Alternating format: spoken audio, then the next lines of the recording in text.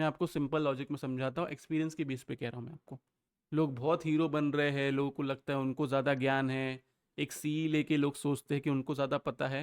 Market जिस दिन ठुकेगा, जिस दिन फिर आएगा ना नीचे, उस दिन फिर रो देंगे लोग। लोग ये समझ रहे नहीं हैं, लोगों को ऐसा लगता है कि मार्केट ऐसे ही चढ़ते जाएगा, चढ़ते जाएगा, चढ़ते जाएगा। ऐसे नहीं चढ़ते जाएगा। फिर जब गिरेगा भी ना, तो फिर एक ही दिन में ऐसा एक बड़ी रेड कैंडल बन जाएगी। तो इतना आपको ध्यान देना है।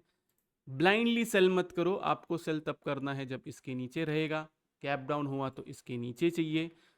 और अगर ज़्यादा कुछ हो गया, बड़ा कुछ हुआ, तो मैं आपको एक अपडेटेड वीडियो बना दूंगा मिड वीक में या फिर नेक्स्ट वीक में, अगर ऐसा कुछ होता है कि जो प्लान के हिसाब से ही नहीं चल रहा है। लेकिन ध्यान से इतना देना है कि इसके नीचे ही आपको सेल करना है।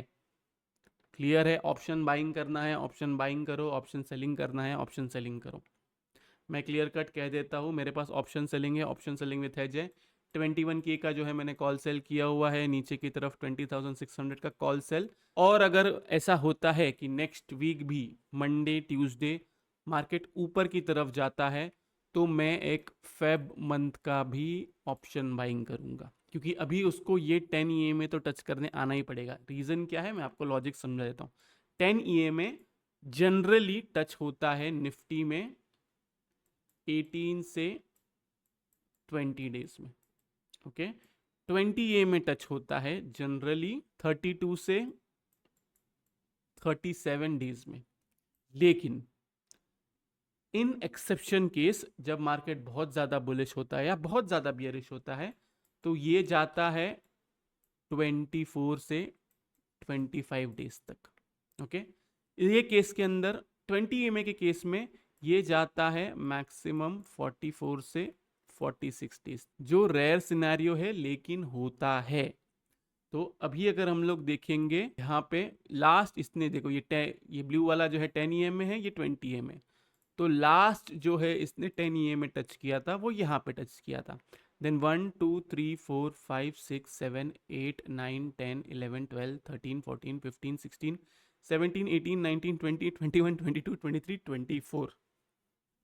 तो मोस्टली नेक्स्ट वीक जो है वो 10 में टच करना पड़ेगा।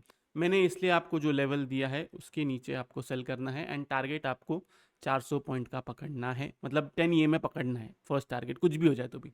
एक सिनेरियो ऐसा था जहाँ पे उसने 23 डेज लगाया था। अभी जो है एक्सट्रीम सिनेरियो हो चुका है कि उसने अपने 10 को टच नहीं किया। आप जब भी देखोगे तो अपने 10 को टच करने आता ही आता है, क्योंकि वो उसका नेचर है, ये टेक्निकल्स कहता है। अब लोग कहेंगे कि FIs बाय कर रहे हैं, इतने करोड़ की बाइंग हुई है, उतने करोड़ की बाइंग हुई है। मुझे उससे कोई लेना देना नहीं है। मैंने आपको जब 18850 पे बाय करने कहा था, वहाँ पे भी टेक्निकल के बेस पे कहा था, वहाँ पे भी RSI के बेस पे कहा था, जबकि उसके पहले मैं भी बियरिश था। लेकिन जब ये 3 कैंडल ऐसी कैंडल बन गई, तब रियलाइजेशन हो गया कि मार्केट को ये लोग खींच लेंगे ऊपर की तरफ।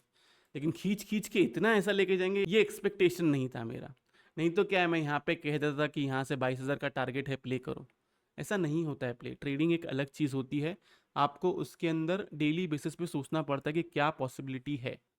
निफ्टी अगर नीचे की तरफ गिरता है तो वो पॉसिबिलिटी है कि वो IT सेक्टर की वजह से गिरेगा। जो IT सेक्टर भागा है कल के दिन, फ्राइडे के दिन एंड थर्सडे के दिन, उसकी वजह से निफ्टी जो है ज़्यादा 80 to 90% चांस है कि वो इतना बड़ा फॉल देगा। अब वो न्यूज़ आएगी नहीं आएगी वो सब मुझे नहीं पता। जो लॉजिक है वो मैंने समझा दिया हूँ। ध्यान रहे, मंडे को अगर आप सेल करते हो तो वो इसके नीचे होना चाहिए। ट्यूसडे को अगर आप सेल करते हो तो ट्यूसडे को जो हाई बनता है उसके नीचे रहना चाहिए, बस। हाई अगर ट्यूसडे के दिन बनता है तो फिर ट्यूसडे का हाई ऊपर की तरफ बनना चाहिए, इतना याद रखना। समझो ये मंडे का हाई बना हुआ है, यहाँ पे फिर इसके नीचे रहना चाहिए। अगर ट्यूसडे को हाई बनता है तो ट्यूसडे के हाई के नीचे रहना चाहिए। फिर आपका टारगेट जो है 10 में, क्योंकि वहाँ से रिस्क टू रिवॉर्ड बड़ा अच्छा होगा। 400-500 पॉइंट के लिए अगर आप 50 पॉइंट का ये करते हो तो कोई प्रॉब्लम नहीं है। ग्रुप में तो मेंबर्स ओनली ग्रुप में तो मैं डाल ही दूंगा, लेकिन जो लोग मेंबर्स नहीं हैं एंड स्टिल ये वीडियो देख रहे हैं, मैं उनको कह रहा हूँ आपको ये वाला लॉजिक अपनाना है।